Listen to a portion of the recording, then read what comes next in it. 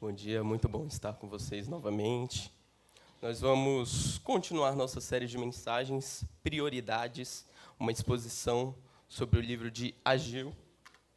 E o subtítulo da mensagem anterior era Priorizando a missão de Deus. E o desse é Priorizando a vontade de Deus. Então, para entendermos o que no livro de Ageu Deus falou para aquele povo a respeito daquilo que ele desejava, não somente para eles, mas também para toda a humanidade. Então, isso está presente no livro de Ageu, e esse é o nosso objetivo hoje, entender o que Deus deseja para nós, o que Deus deseja para a humanidade como um todo. Para a gente relembrar, vamos lembrar que o povo está no momento onde Deus pediu para eles que eles reconstruíssem o templo, reconstruíssem a casa de Deus, né? E a casa de Deus, o templo, ele tinha alguns objetivos, né? Existia uma razão pelo qual aquela casa ela deveria ser reconstruída, e nós vimos isso na mensagem passada. E vimos que isso, hoje, para nós, ele tem um significado diferente, né? O templo, na verdade, na Bíblia, ele tem vários significados, né? E é muito importante desde lá de Gênesis. Gênesis 1, 2 e 3, que é o relato da criação, ele é muito semelhante ao relato da construção do templo em Moisés, né? Então, você tem um paralelo ali muito semelhante, porque na literatura hebraica, a forma do texto ela é tão importante quanto o conteúdo. A maneira como o texto foi escrito já entrega mensagens para a gente. E o que Moisés faz ali na criação é mostrar que a própria criação ela é um templo. A própria criação ela foi criada de uma forma para que ele relembrasse, remetesse a esse lugar da casa de Deus.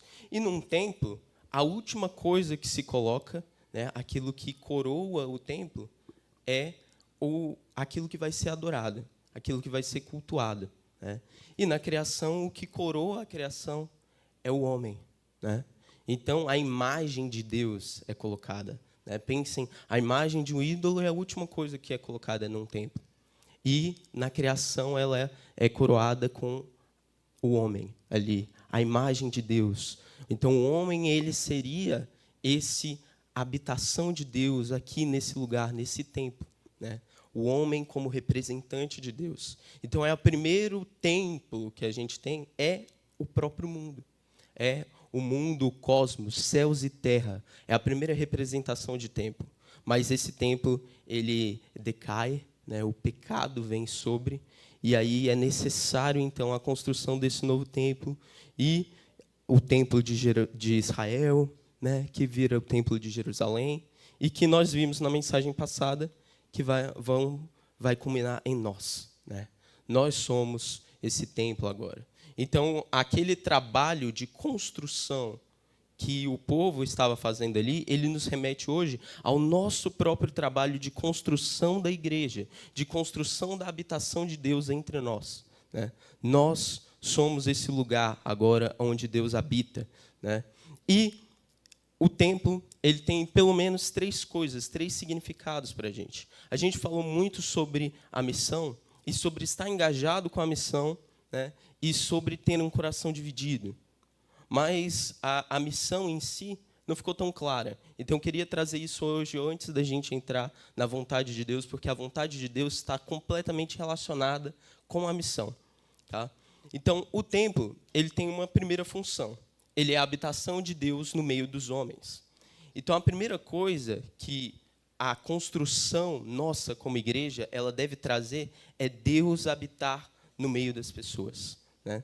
É que Deus esteja presente no meio de nós, tá? No meio dos homens. Então, a igreja tem essa função de trazer Deus, de trazer a presença de Deus para um ambiente humano.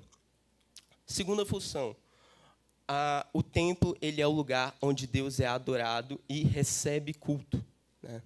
Então, a adoração e o culto parecem a mesma coisa, mas eles têm algumas pequenas diferenças. A adoração ela fala mais de uma coisa interna, né? Ela fala de um sentimento interno, de você se prostrar diante de algo, né? Adorar. O culto, ele tem a ver com a prática.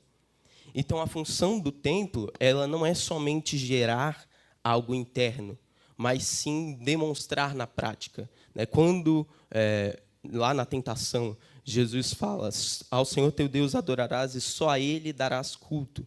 Então, ele fala duas coisas, né? Ao Senhor teu Deus adorarás, terás esse sentimento, essa fé, esse algo que queima dentro, mas a Ele darás culto. Então, é algo prático também, algo que deve ser demonstrado. E o templo tem essa função também de demonstrar que existe uma adoração sendo feita.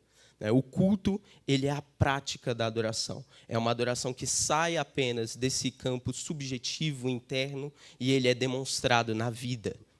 Então, é necessário. A missão, ela fala disso, né?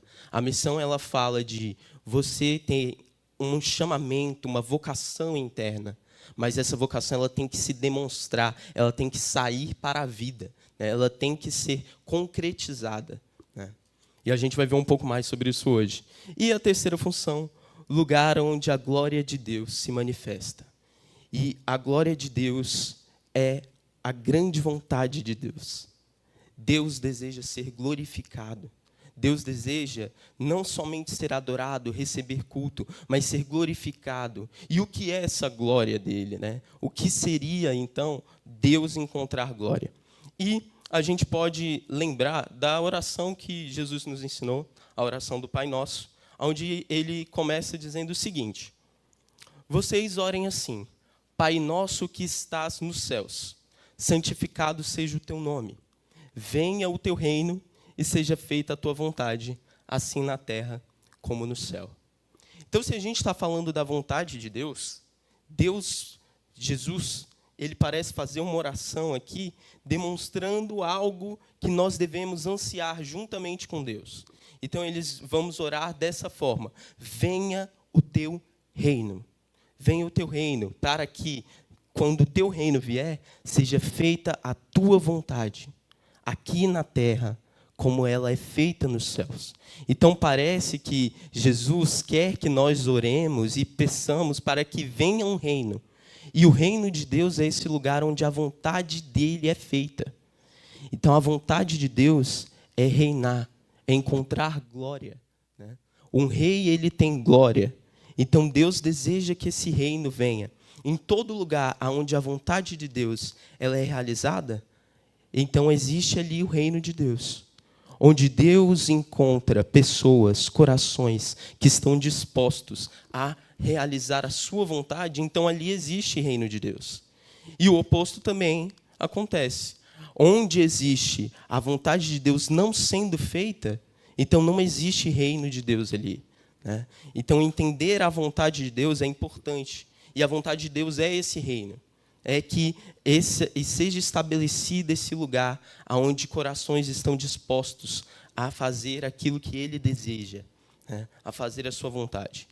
E a vontade de Deus ela é muito, muito, muito profunda. E nós conversaremos mais sobre essa vontade que se manifesta através de um reino quando entrarmos no texto de Ageu. Então, seguimos. Lembrando que a última mensagem que Deus deixa para o povo é a seguinte: depois de trazer aquela profecia dura, onde ele diz que vocês estão lucrando, vocês estão trabalhando para si mesmos, suas casas estão luxuosas e a minha obra continua incompleta. E o povo ouve essa mensagem, se volta para Deus e começa a trabalhar na reconstrução do templo. Então Deus manda uma outra mensagem e ele diz: eu estou com vocês. Eu estou com vocês. Deus ele faz questão de lembrar a eles que, olha, a promessa ainda é a mesma. Eu ainda acompanho vocês nesse caminho que vocês vão fazer. Não vai ser fácil, vai ser árduo, mas lembrem-se, eu estou com vocês, a minha presença irá lhes acompanhar. Então, essa é a última mensagem que o povo tem, antes de entrarmos nessa segunda profecia que Ageu traz. Então, no dia 21 do 7º mês, veio a palavra do Senhor por meio do profeta Ageu. Pergunte ao governador de Judá, Zorobabel, filho de Sealtiel, ao sumo sacerdote Josué, filho de Jeozadaque, e ao restante do povo o seguinte. Então aqui ele traz uma data específica, e essa data é importante. Por quê? O 7º mês, no ano do povo de Israel, era um momento da festa das cabanas. E esse dia em específico era o 7º dia da festa das cabanas, era a conclusão, estava acabando a festa das cabanas. E o que é essa festa? A festa das cabanas era uma festa de gratidão que do povo pela saída deles do exílio no Egito, ou seja, saída deles ali da escravidão. E o momento em que Deus faz eles habitarem em cabanas.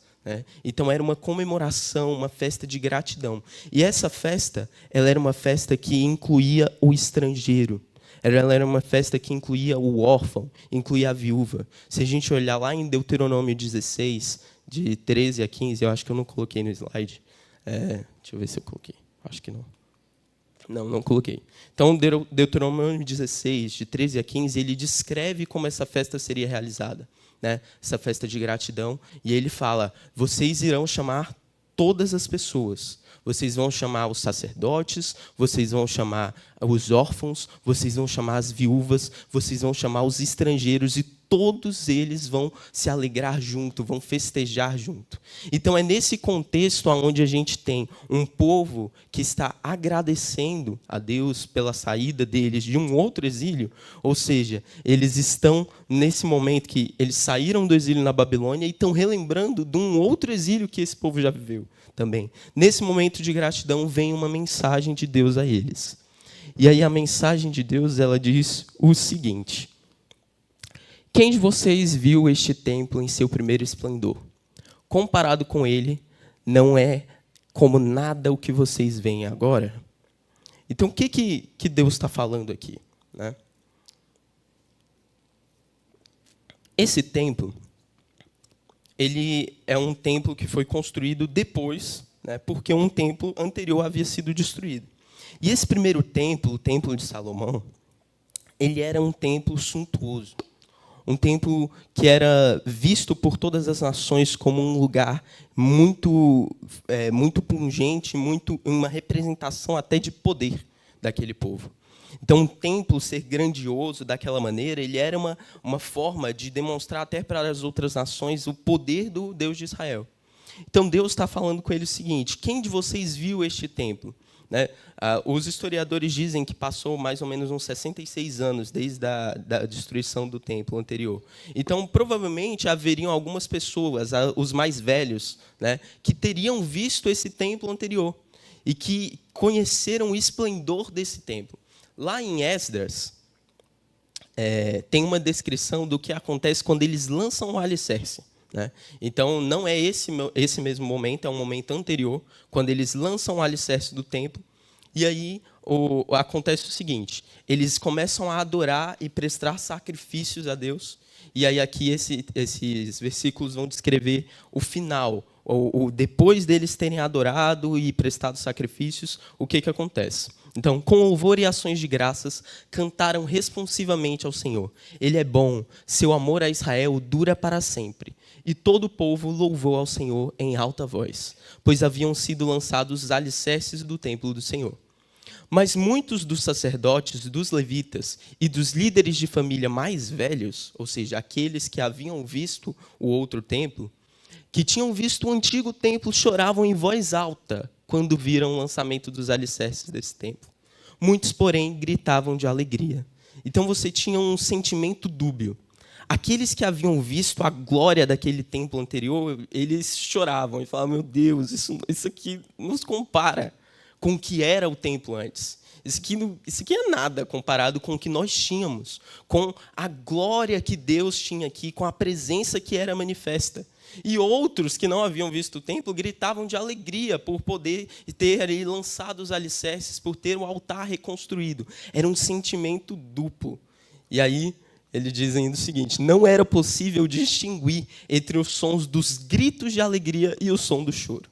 Então imagina essa situação, Pessoas chorando, entristecidos, porque isso aqui não se compara com a glória, que era a anterior. e outros que se alegravam e festejavam por ter lançado os alicerces. O povo fazia um enorme barulho, e o som foi ouvido a grande distância. Né? Então, você tem um sentimento duplo. E Deus, através do profeta Ageu, pela boca do profeta Ageu, parece fazer referência novamente a isso. Olha, vocês viram esse templo anterior, e ele era realmente grandioso e glorioso. E vocês que estão olhando para trás, olhando para o passado, olhando para aquilo que era, não conseguem sentir alegria naquilo que vai ser, naquilo que será. Vocês não têm esperança no que vem futuramente. Vocês estão olhando para trás para uma glória que já foi. E ao invés de trabalhar com mãos fortes para construir aquilo que vai ser, aquilo que pode ser. Então, Deus continua falando ao povo o seguinte: coragem, Zorobabel, declara o Senhor. Coragem, sumo sacerdote Josué, filho de Josadaque. Coragem ao trabalho, ó povo da terra, declara o Senhor, porque eu estou com vocês, declara o Senhor dos Exércitos. Deus traz uma palavra de ânimo para eles. Eles falam: olha, vocês estão olhando e comparando a obra que um povo anterior fez com a obra que vocês estão fazendo, e vocês se entristecem. Mas tenham coragem. Tenham coragem. Eu quero animar vocês para a obra que há de vir. Deus traz essa mensagem também para nós. Muitas vezes nós olhamos para a obra que é feita por outras pessoas e comparamos com aquilo que Deus quer que nós façamos.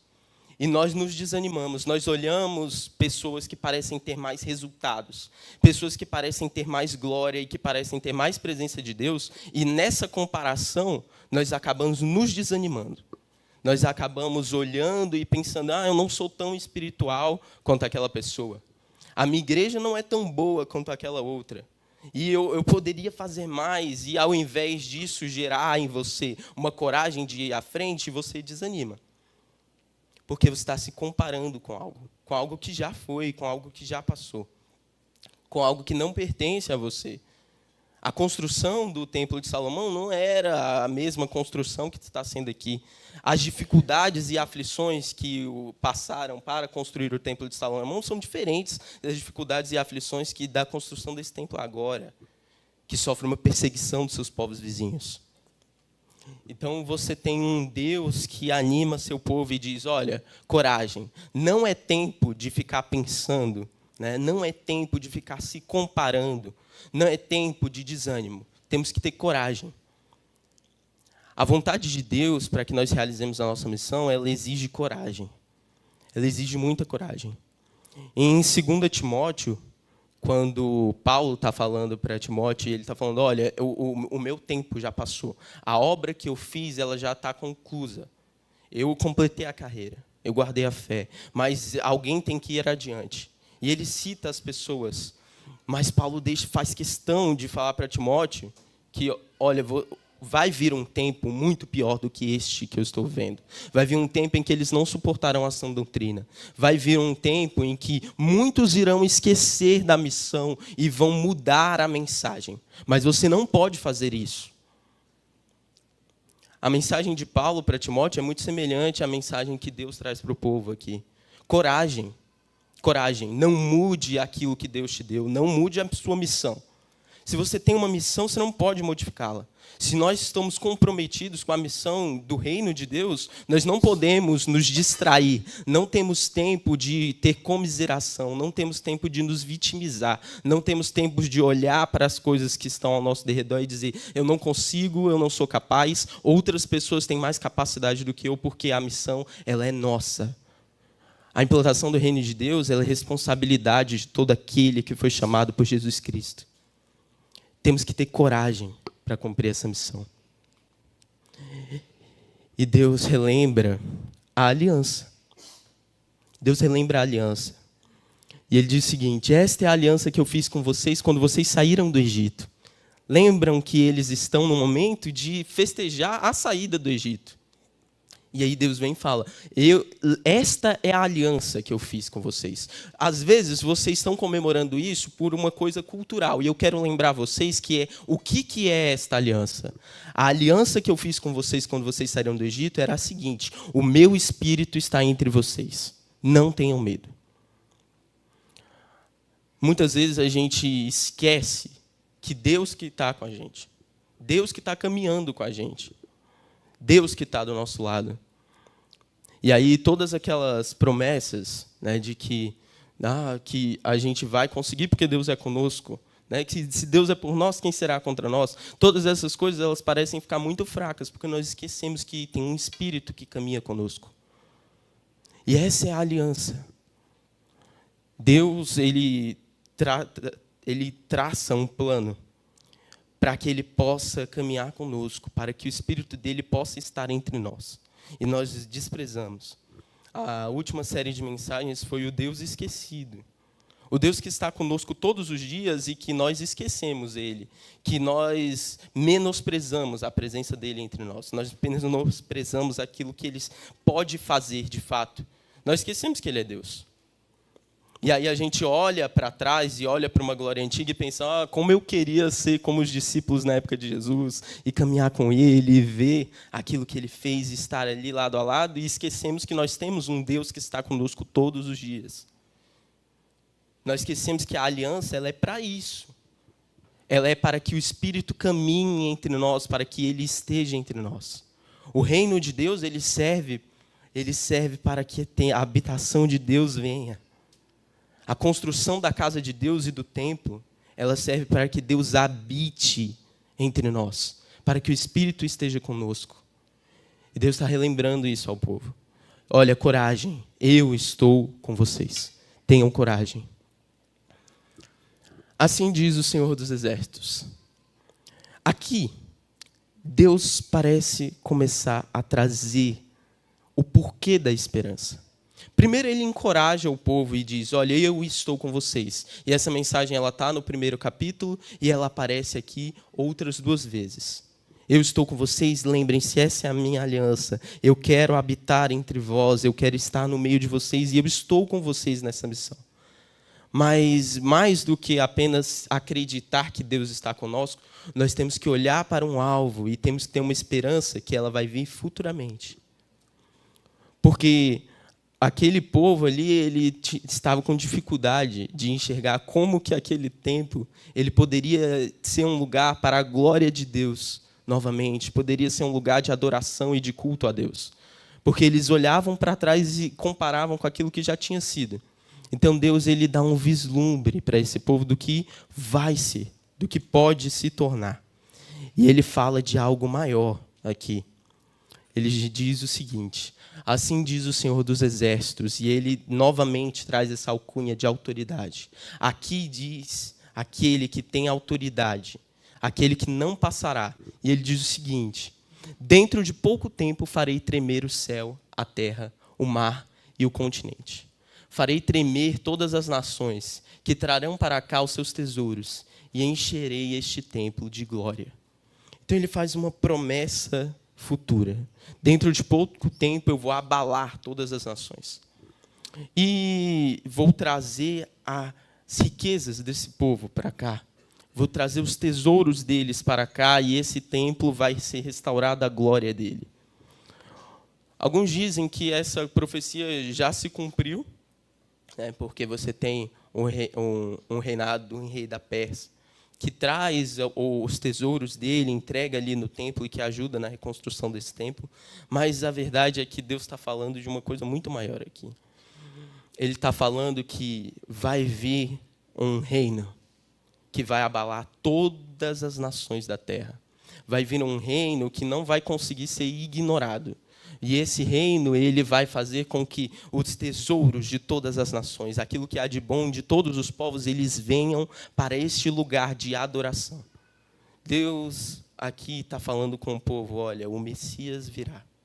O Messias virá e ele trará uma mensagem que vai aliançar pessoas de todas as nações.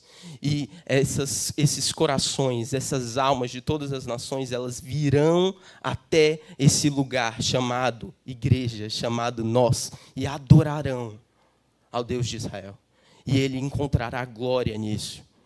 O reino de Deus, ele serve para que Deus tenha glória. E a glória de Deus, ela se encontra nisso, em buscar pessoas de todas as nações para que adorem o seu nome, para que a adoração a Deus, o culto a Deus se multiplique.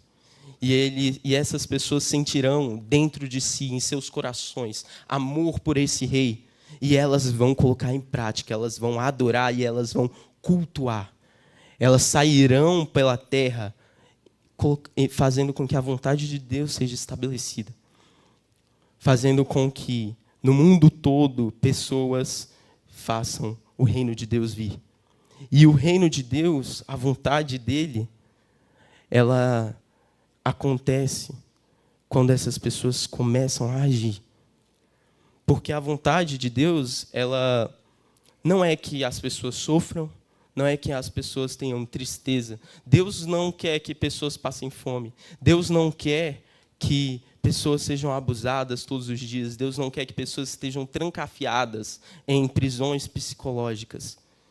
E para isso, para solucionar esse problema, ele diz, olha, eu vou chamar pessoas de todas as nações. E a minha glória vai ser manifesta quando a minha vontade estiver sendo feita aqui através dessas pessoas.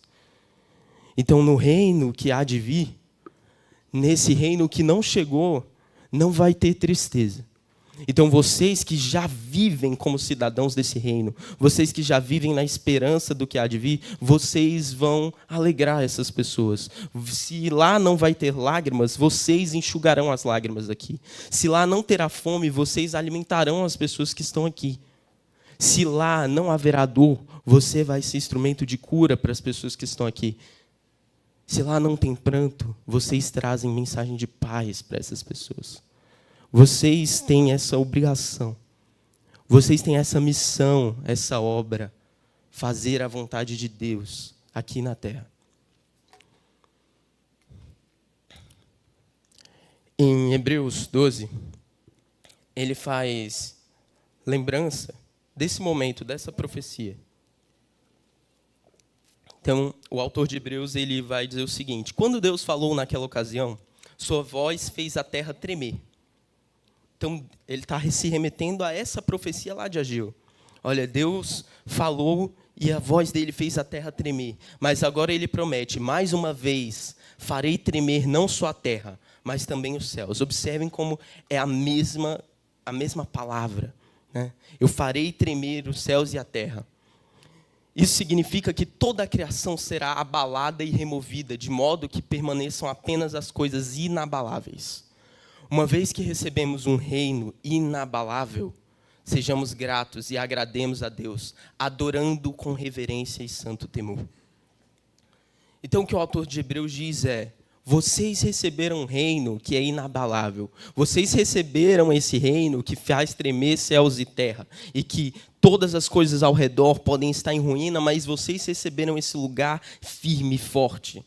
Vocês receberam a presença. Eu estou com vocês. Então, o que é que vocês farão com isso? Sejamos gratos. Dentro de nós temos que ter alegria e paz em saber que Ele está conosco. Temos que ter coragem nessa missão, porque Ele está conosco. Sejamos gratos e agrademos a Deus e façamos com que a vontade dEle seja manifesta. Nós precisamos ter um sentimento dentro de nós, mas esse sentimento ele não pode ficar só guardado dentro de nós. As nossas orações, o nosso tempo de falar com Deus, ele tem que ser manifesto em tempo em que eu vou falar para as pessoas. A minha leitura da Bíblia, o meu tempo de escuta com Deus tem que se manifestar em tempo em que eu escuto as aflições e o clamor dos outros. O meu tempo de jejum e oração, o meu tempo em que eu me retenho o meu alimento, ele tem que se manifestar em eu alimentar as outras pessoas.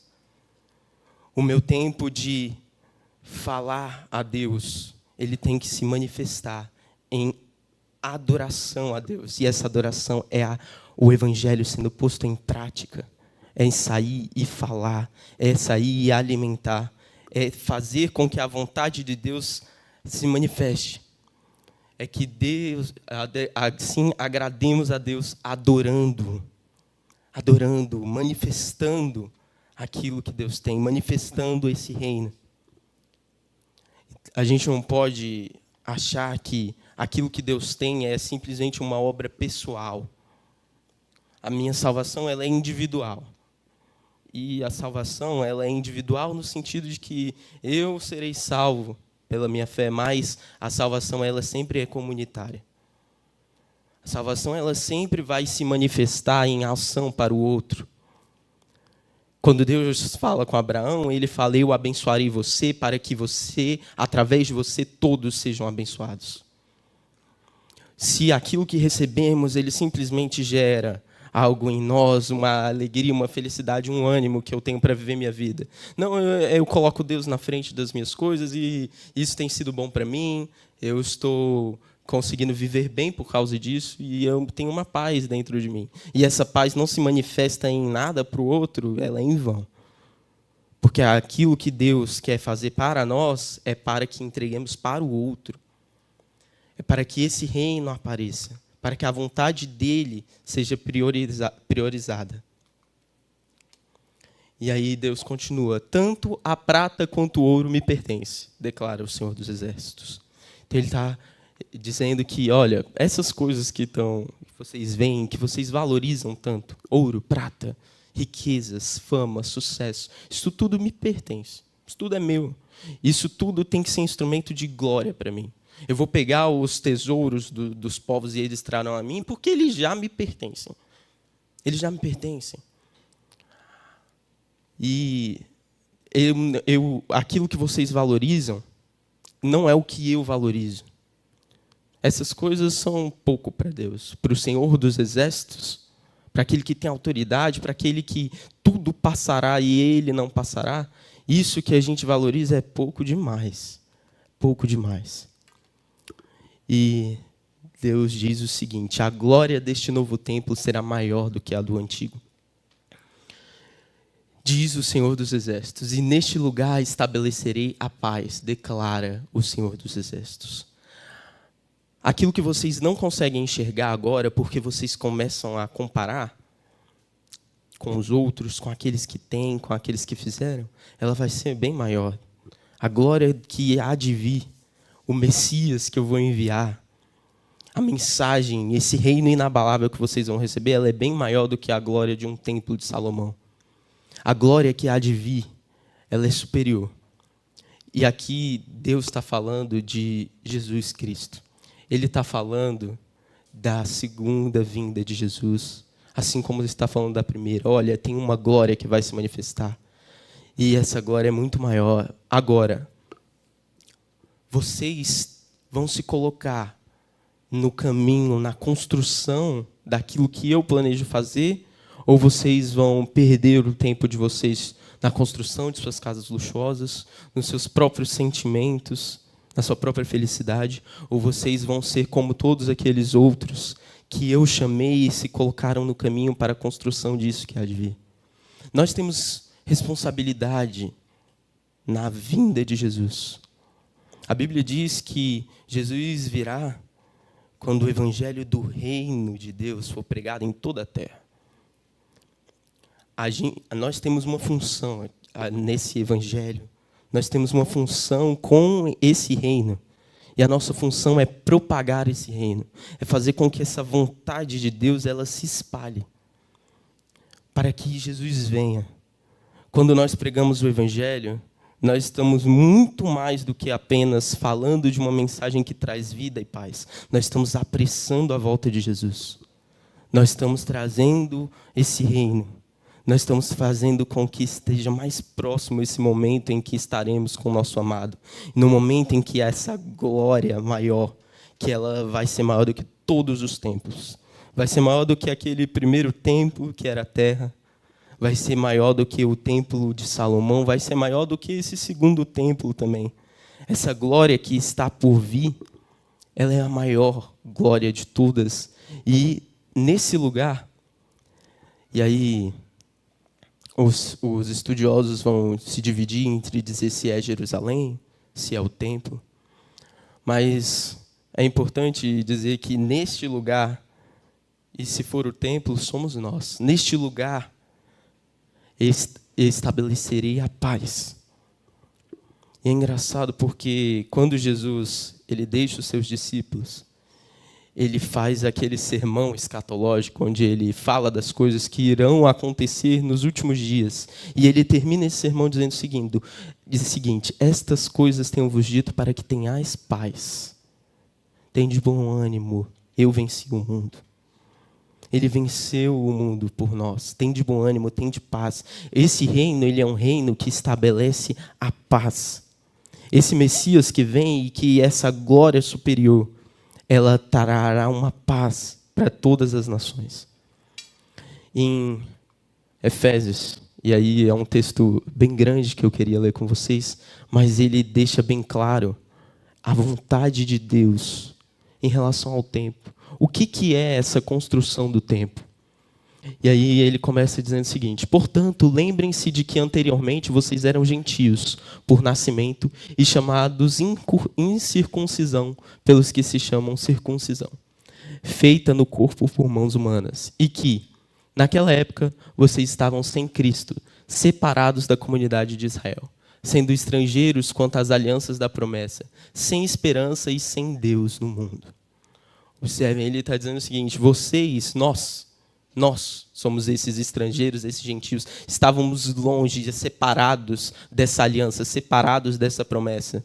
Mas agora, através de Jesus Cristo, nós temos acesso. E não por circuncisão que é feita no nosso corpo, mas através do Cristo, nós conseguimos, apesar de estrangeiros, ter acesso às alianças dessa promessa. Nós conseguimos ter esperança num Deus que está conosco. Mas agora em Cristo Jesus, vocês que antes estavam longe foram aproximados mediante o sangue de Cristo. Pois Ele é a nossa paz, o qual de ambos fez um e destruiu a barreira, o muro da inimizade. Então Ele através do seu sangue, uniu nós que estávamos separados e nos trouxe para esse reino de paz. Pois Ele é a nossa paz. A paz que Jesus vai estabelecer nos últimos dias é Ele mesmo. Ele é a própria paz. Ele é a nossa esperança. A nossa esperança não é apenas que Ele está conosco agora, mas que nos últimos dias Ele estabelecerá um reino. E esse reino é Ele mesmo. Jesus é o próprio reino. E aí essa parte diz o seguinte: o qual de ambos Ele fez um. Destruiu a barreira, o muro da inimizade, anulando em seu corpo a lei dos mandamentos expressa em ordenanças. Então Ele uniu, Ele uniu nele os mandamentos, as ordenanças. Ele fez cumprir nele aquilo que era necessário para que nos acheguemos. Se não fosse através da obra de Jesus Cristo, nós não conseguiríamos ter acesso. Mas Ele faz unir em seu corpo. O objetivo dele era criar em si mesmo, dos dois, um novo homem, fazendo a paz e reconciliar com Deus os dois em um corpo, por meio da cruz, pelo qual Ele destruiu a inimizade. Então, através de Jesus Cristo, Ele une esse estrangeiro, que só conseguiria através da lei, e Ele une em seu corpo esses dois. Ele cumpre a lei plena, nele mesmo, que nós não conseguiríamos alcançar, nós não conseguiríamos. Mas Ele faz, e esse era o objetivo dele, que através de seu corpo, por meio da cruz, Ele destruísse a inimizade que existe entre os homens e Deus. Ele veio e anunciou a paz a vocês que estavam longe, e a paz aos que estavam perto. Ele traz essa paz, esse reino, tanto para aqueles que estão distantes, nós, quanto para aqueles que estavam perto. Pois por meio dele, tanto nós como vocês, temos acesso ao Pai, por um só Espírito. E aí ele diz novamente aqui, eu estou contigo. Vocês agora têm um só Espírito. Eu estou no meio de vós. Portanto, vocês já não são estrangeiros nem forasteiros, mas concidadãos dos santos e membros da família de Deus, edificados sobre o fundamento dos apóstolos e dos profetas, tendo Jesus como pedra angular, no qual todo o edifício é ajustado, e cresce para tornar-se um santuário santo no Senhor. O templo que Jesus estabelece agora, ele é a pedra desse templo, que somos nós agora. Ele estabelece, e ele é a pedra que traz base para todo esse edifício. É através dele, e nele se cumpre a lei, e nele, através da cruz e através do derramamento de seu sangue, ele estabelece esse novo templo. E Jesus fala de um novo templo que há de vir, mais para frente. O livro de Apocalipse é um livro bem... as pessoas não compreendem muito bem esse livro, né? Tem muitas metáforas, tem uma linguagem mais escatológica, mas ele começa dizendo: esse livro ele é a revelação de Jesus. Apocalipse ele aponta para Jesus. E no livro de Apocalipse ele fala sobre o templo que há de vir. Então agora nós vivemos nesse momento onde nós temos um templo que é edificado através de Jesus Cristo e que construímos ele. Mas em Apocalipse 21, em Apocalipse 21, ele diz, João, ele olha para a cidade, para Nova Jerusalém, e ele diz o seguinte: não vi templo algum na cidade, pois o Senhor Deus Todo-Poderoso e o Cordeiro são o seu templo. Na Nova Jerusalém, no reino que há de vir, nessa glória que é a superior a todas, não haverá um templo, porque o próprio Cristo será esse templo, será esse lugar de habitação, será esse lugar de adoração, de culto, e nós estaremos dentro dele. Ele mesmo encherá toda essa cidade. A cidade não precisa de sol nem de lua, para brilharem sobre ela, pois a glória de Deus a ilumina e o Cordeiro é a sua candeia. Aquilo que Jesus oferece é aquilo que ele é. Ele se torna o próprio templo. Ele se torna o próprio sol que nos ilumina, a candeia que nós precisamos para ver os nossos dias. A nossa esperança, ela está aqui. As nações andarão em sua luz e os reis da terra lhe trarão a sua glória. O cumprimento da profecia de Ageu acontece aqui. As nações vão andar na luz, os reis da terra vão trazer as glórias, as riquezas deles para essa cidade, essa nova Jerusalém. Essa é a nossa esperança. Aquilo que nós construímos não é em vão, porque nós construímos para esse lugar. Aquilo que nós fazemos, ele tem resquícios de eternidade, porque ele vai construir as cidades, as paredes desse novo lugar, onde as portas jamais se fecharão de dia, pois ali não haverá noite. Esse lugar onde Deus habita plenamente, onde o reino está estabelecido, onde a sua vontade é feita plenamente, é ali na Nova Jerusalém. Mas nós vivemos o aqui e o agora como quem já está lá. A coragem que nós precisamos é a coragem para viver um reino que nós não conseguimos enxergar. O Espírito Santo está conosco para nos capacitar a viver um reino que nós não conseguimos enxergar. Mas nós temos esperança. Nós temos paz, porque nós cremos nesse lugar que virá. E vivemos o agora como quem já vive lá, o além. Nós vivemos o aqui como quem já não está mais aqui, como quem já não é cidadão daqui. E se antes éramos estrangeiros para esse reino, agora somos concidadãos dele e nos tornamos estrangeiros para esse mundo. Nós não fazemos mais parte da lógica daqui. O mundo tem uma lógica, uma maneira de pensar, uma maneira de agir, e a nossa maneira já não é essa. Nós já não vivemos com as expectativas e esperanças das pessoas daqui. Nós não vivemos olhando para os templos dos outros, os templos de adoração, a sua própria glória, a sua fama, as suas riquezas. Nós vivemos para esse templo que há de vir, Jesus Cristo. Ele é a nossa esperança, a nossa glória, a nossa recompensa. Ele é tudo que nós precisamos. E Ele está conosco todos os dias, até o fim. Ele é a paz que desejamos. A glória e a honra das nações lhe serão trazidas. A glória que Ageu promete, as riquezas das nações que Ageu promete, elas estão plenamente acontecendo aí em Apocalipse 21. Deus encontrará glória nisso. Nós seremos parte dessa missão, nós seremos aqueles que farão a vontade de Deus acontecer, nós seremos aqueles que trarão glória e honra. Nós seremos parte dessas nações, ou nós estaremos fora dessa cidade.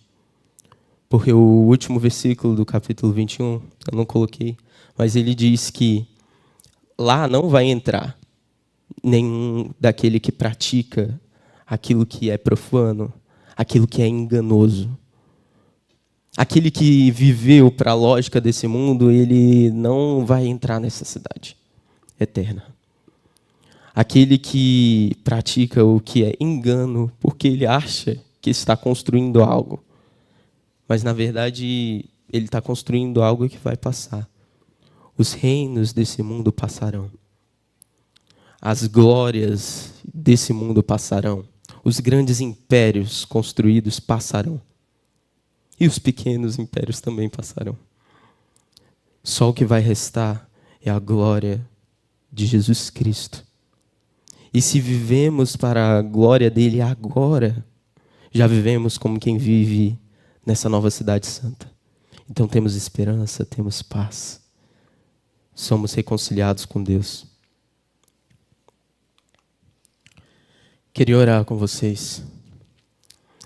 Para que vivamos essa lógica, é necessário que nos arrependamos.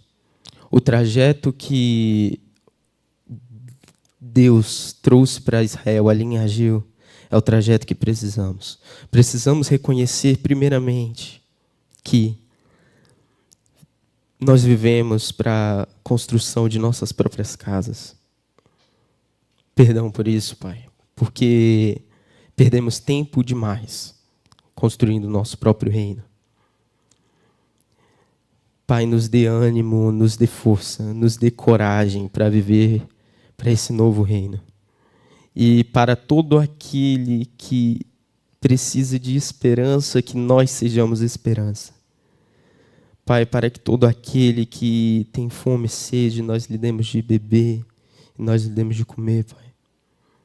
Pai, permita que, através das nossas vidas, façamos a Tua vontade. Aqui nós só desejamos ser ferramentas. Nós só desejamos que se cumpra a Sua vontade. Nós não queremos viver para glórias que passarão. Nós queremos viver para uma glória eterna, Pai. Nós não queremos viver presos e apegados às coisas daqui. Nós queremos viver para o reino que há de vir e que já vive em nossos corações. Pai, que a nossa adoração não seja vã, que as nossas canções, que os nossos elogios, eles não sejam vãos.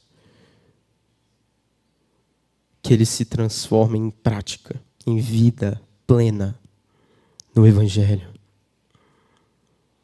Que se for necessário passar pela dor que nós passamos, que se for necessário, Pai, nos humilhar, nos humilhemos. E se for necessário sofrer, que soframos, Pai. Permita que soframos pelo Evangelho. Nós não queremos a glória de crer apenas, mas queremos ser participantes do seu sofrimento. Aquilo que o Senhor fez na cruz, nós queremos ser participantes disso, Pai. Nos permita entender o que foi o seu sacrifício, Pai. O que foi o seu sangue ali derramado. Que memorial que nós façamos, que a ceia que nós façamos não seja apenas um suco, um pão, mas que seja a nossa própria carne se partindo junto com a de Cristo, o nosso próprio sangue sendo derramado junto ao de Cristo, e que seja a nossa própria cruz, todos os dias. Que ao partir do pão, ao beber do sangue, nós participemos do teu corpo, daquilo que o Senhor deseja fazer. Que a sua vontade se estabeleça na terra como é no céu, Pai, através de nós. É isso que nós te pedimos. Em nome de Jesus, amém.